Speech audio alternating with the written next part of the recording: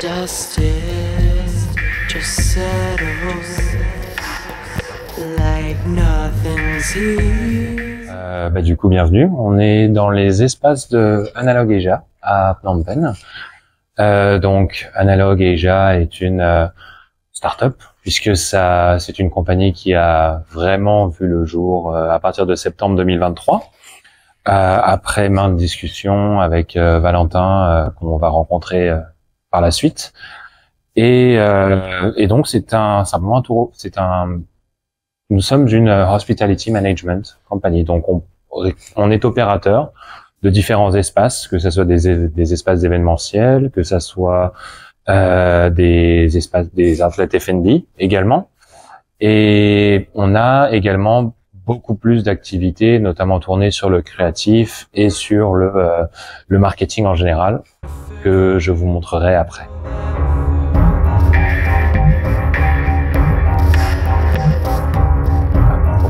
Nous avons 7 employés.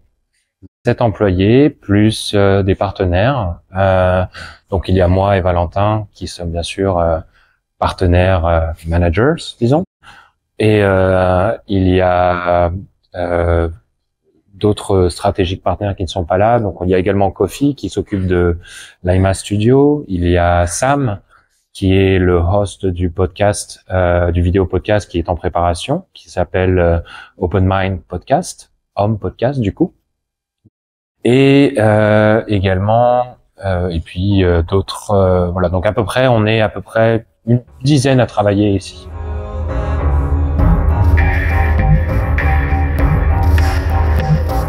Le rôle d'Analog dans ce cas-là, quand il s'agirait d'un restaurant qui existe déjà, ça serait déjà la faisabilité, étudier la faisabilité de l'affaire, du business, voir un petit peu quelle serait faire une étude de marché par rapport à ce qui se fait aux alentours, quelle est la compétition, et bien sûr le rôle principal serait l'activation de l'endroit, le marketing de l'endroit, l'événementiel, et vraiment apporter une visibilité, un reach constant au business, tout en y améliorant l'hospitalité également.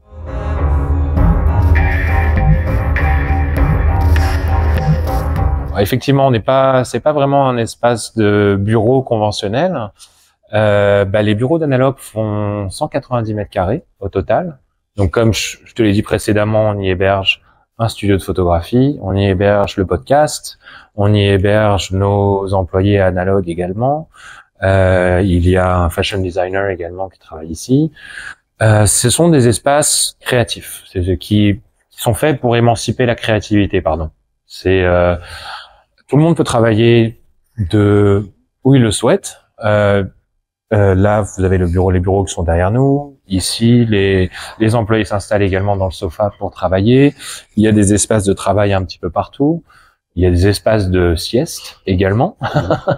Donc, on y écoute la musique en vinyle. On a la cuisine également pour que les staffs aient tout à leur disponibilité ici. Donc oui, c'est un espace de travail qui est fait pour que les gens y restent et y soient le plus créatifs possible.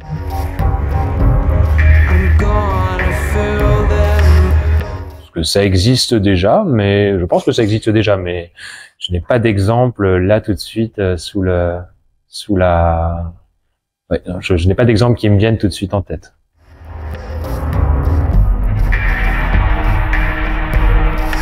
Alors, depuis septembre dernier, on a repris les opérations, notamment d'un lounge bar qui s'appelle The Velvet Room, qui se trouve à côté du Monument de l'Indépendance. On a launché également un beer garden à Tulkork, donc qui n'est pas forcément une zone, un quartier de Phnom Penh où les étrangers vont beaucoup, c'est très local.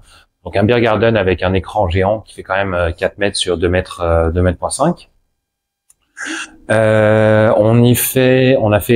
On a testé beaucoup de solutions d'événementiel parce que l'idée d'Analog, c'est également de pouvoir, en termes de logistique et en termes dans nos solutions événementielles, d'intégrer tout ce qui est les solutions software de ticketing et plus de Live by Wonderpass également, avec qui nous sommes en MOU, avec Combo Ticket également. Donc c'est également comme ça qu'on a organisé en octobre le Mondolkiri Wildfest qui s'est déroulé dans le Mondolkiri du coup, au Brief Wild Resort, où il y a eu beaucoup de logistique et beaucoup d'organisation avec plusieurs partenaires différents, donc que ce soit Analog qui était la courroie, Brief Wild Resort qui était donc du coup l'avenue, Combo Ticket qui était le partenaire de transport, et Live by Wonderpass qui était le partenaire marketing et ticketing pour toutes les offres.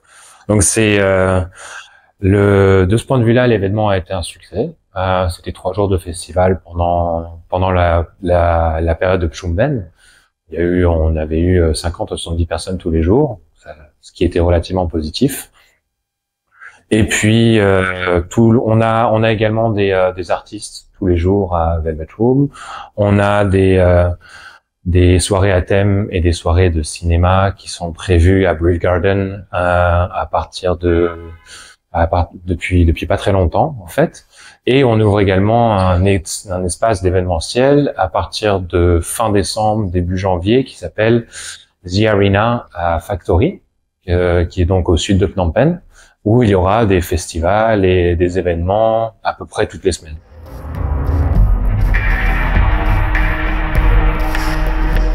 C'est en fait de parler d'avoir une vision du Cambodge. Donc c'est un podcast déjà qui est notamment dirigé par Valentin, mon partenaire, et qui est co-host par donc Sam et Priscilla.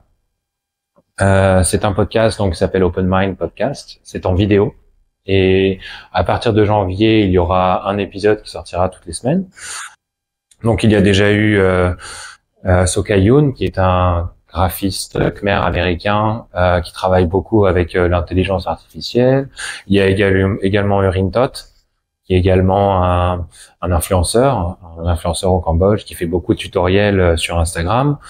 Il y a eu Usame Siva, qui est un musicien de Clap Your Hands. Nous avons eu d'autres invités également, dont je pourrais vous parler plus tard. Et normalement, il y aura à peu près, on a déjà 20-25 semaines de tournage qui sont bookées.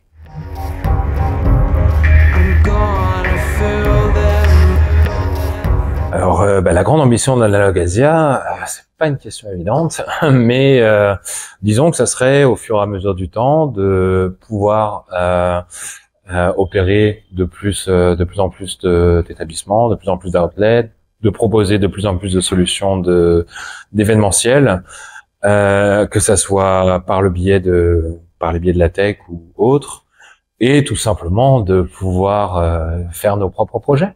Tout simplement, de A à Z, que ça soit en parlant notamment de projets qui prendraient même quelques années avant d'aboutir à l'ouverture de ce projet en particulier.